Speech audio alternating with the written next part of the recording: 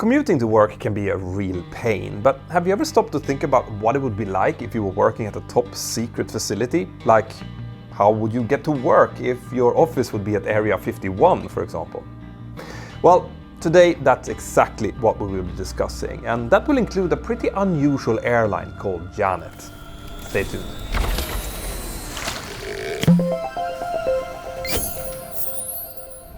In a previous video, I explained what a NOTAM is, and in short it stands for Notice to Airmen, or to air missions, depending on where you are in the world. And simply put, NOTAMs are notices that let pilots know about temporary issues that could potentially affect their flights.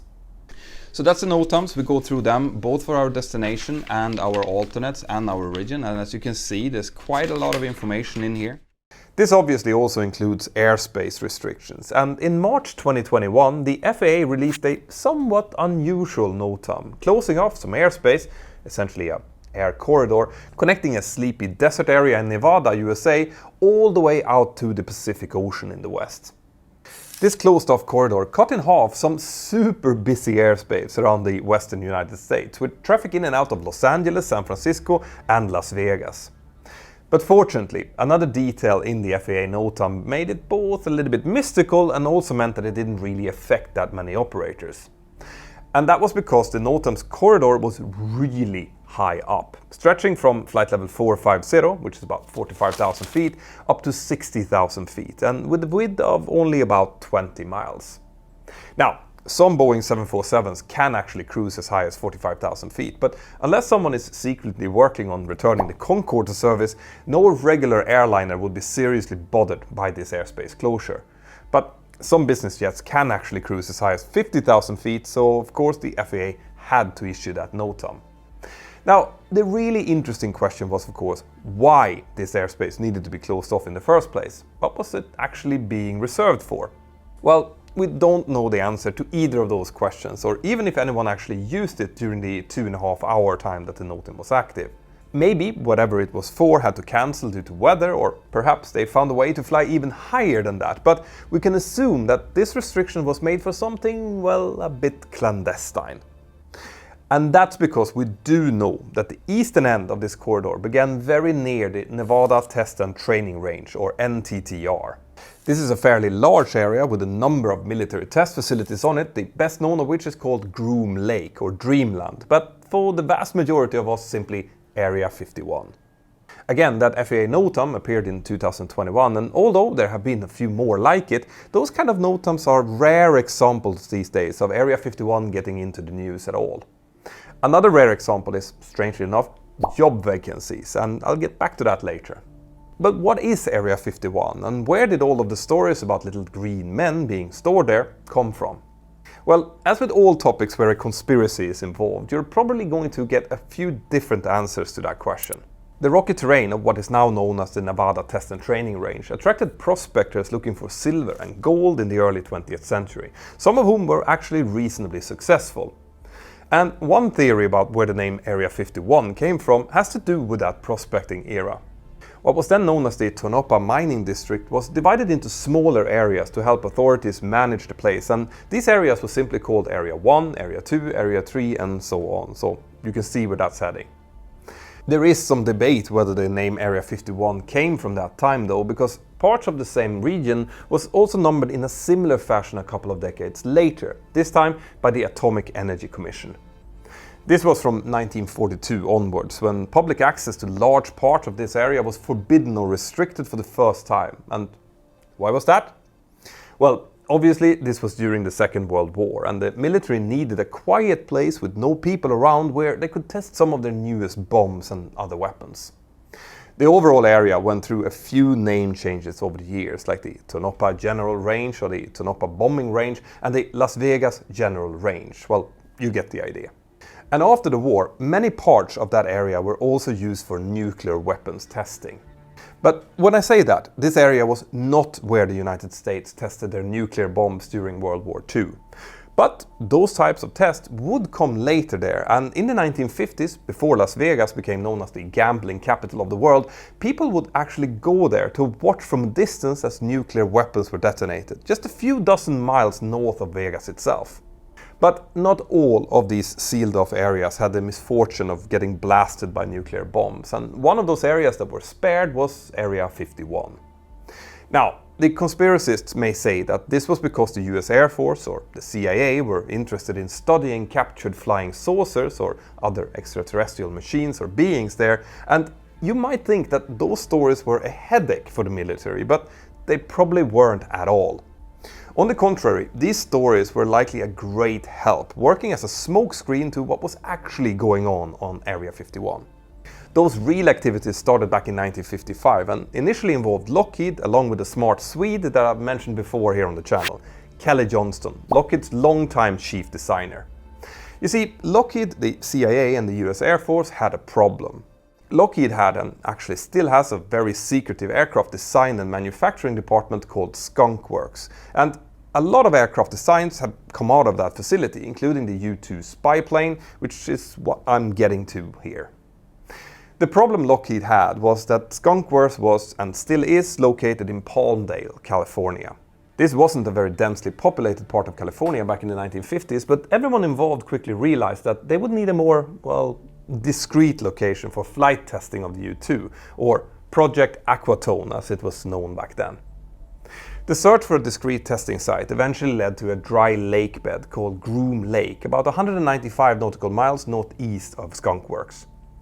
In the 1940s, the Army Air Force had built a small dirt strip next to the lake, but Kelly Johnston and others at Lockheed weren't interested in that at all. They were more interested in the dry lake bed itself, which was already flat and perfect for testing. This was Area 51. Soon, new testing facilities, including a paved runway, were built on the south side of the lake, and Project Aquatone and the U-2 were later followed by Project Oxcart and the SR-71, and even later aircraft like the F-117 Nighthawk was also developed there, probably along with a whole host of other things that we don't even know about. The shape and size of the base gradually evolved as the needs of newer and even more advanced aircraft types grew. Now obviously, all of those operations and buildings and developments had to be run by a lot of people, and they would also need to get there somehow. But why would they need to be flown in there by a dedicated airline? Well, I'll tell you after this.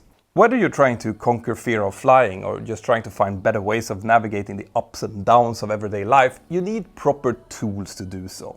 Mental well-being is actually one of my big passions in life, and because of that I'm really happy to introduce you to today's sponsor, BetterHelp, a company that is committed to making therapy more accessible through the help of technology.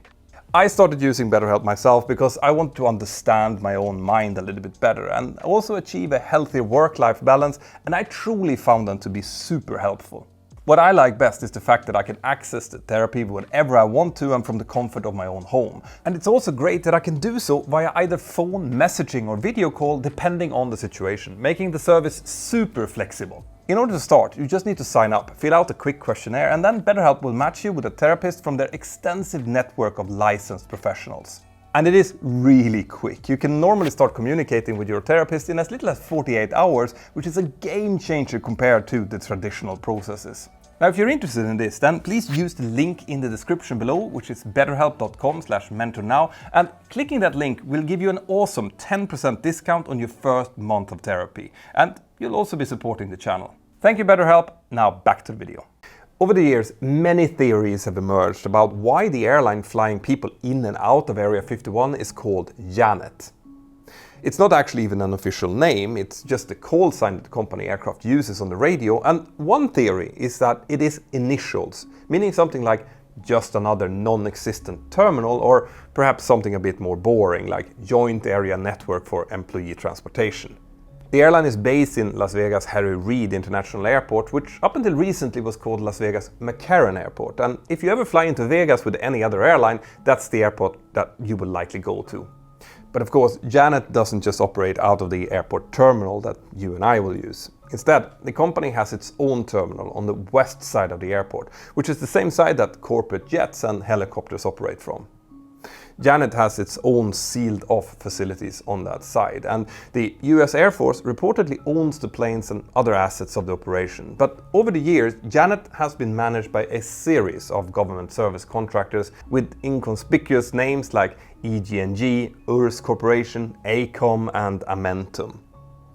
The Janet aircraft are all Boeing 737s under commercial registrations, and they're actually quite odd in themselves in a couple of ways.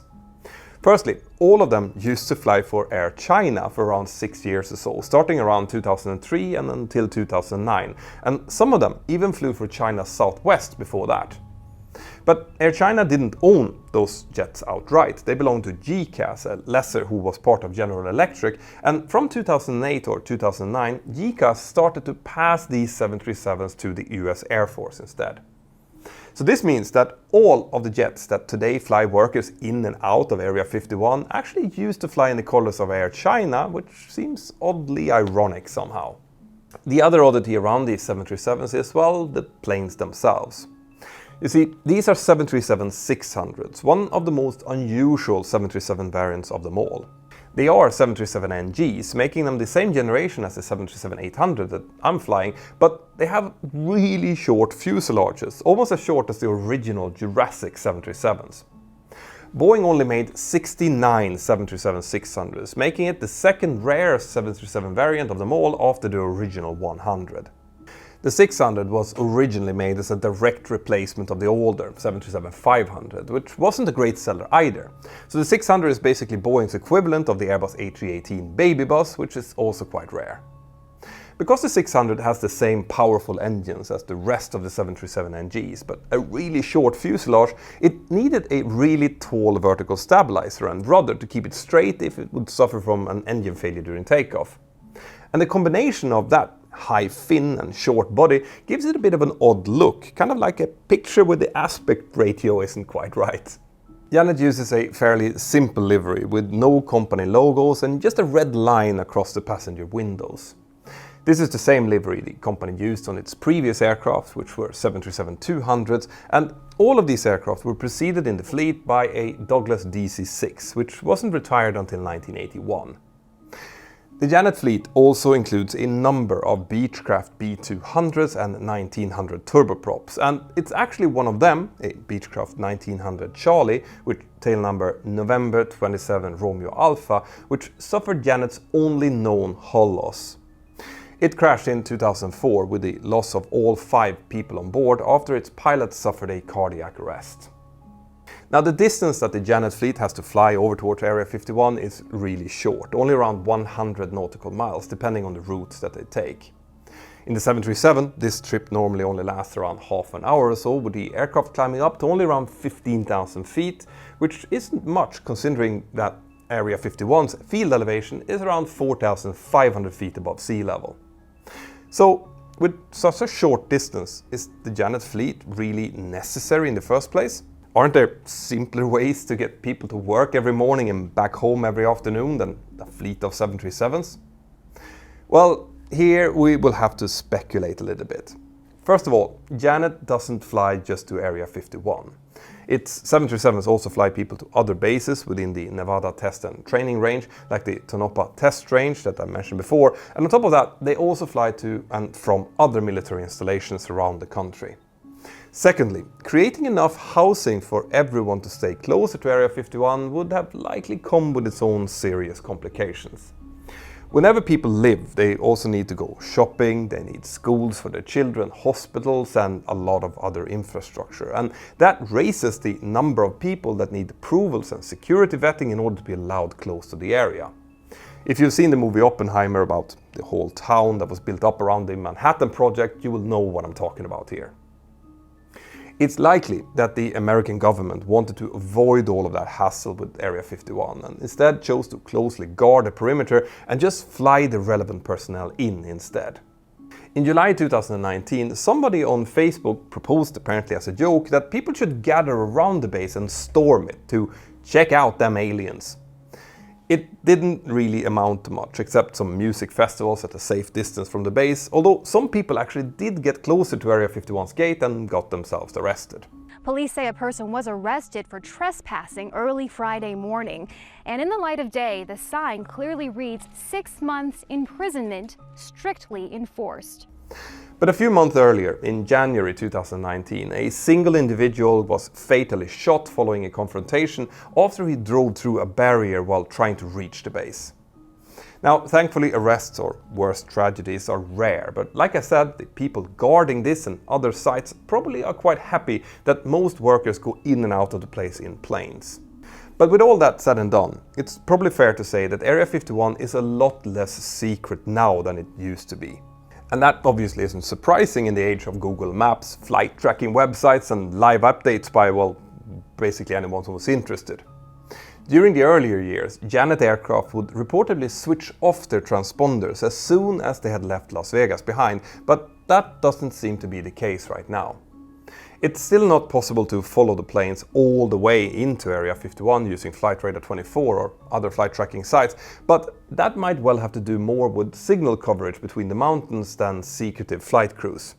And not only that, Area 51 has even been assigned its own ICAO airport identifier since 2007, Kilo X-Ray Tango Alpha, and it also finally has its official name, Homey Airport, believe it or not. Actually, that is probably a bag tag that we should have on our merch shop.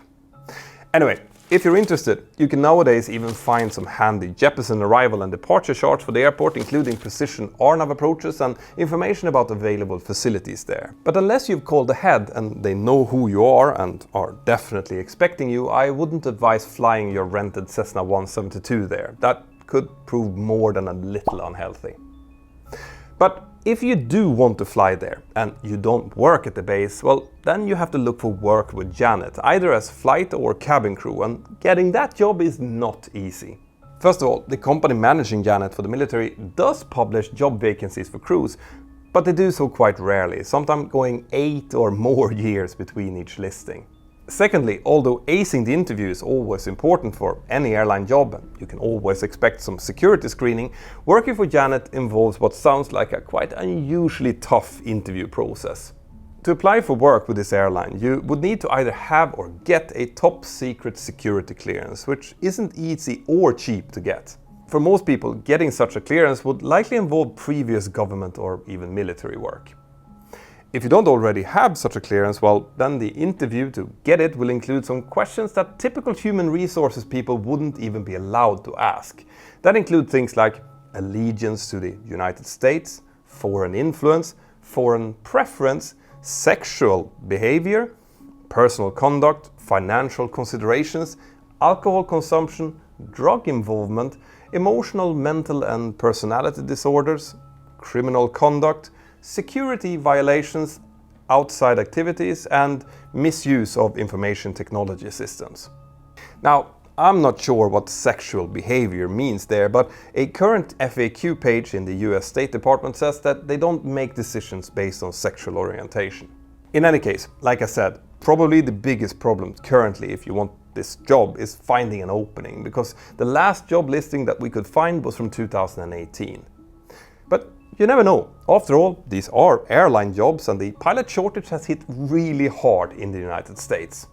Obviously, there are a lot of things about Janet that we don't know, and it will probably stay that way. But one thing that I find quite curious is why they're operating out of Las Vegas Harry Reid International and not Nellis Air Force Base. Both of these airports are in Vegas, the commercial Harry Reid in the south and the airbase in the northeast, so let me know in the comments if you have any ideas on that. Whatever happens, it looks like Janet and Area 51 will remain busy for the foreseeable future. Even without extraterrestrial bodies being held there, there's little doubt that more advanced aircraft and other projects will continue to be developed and tested there.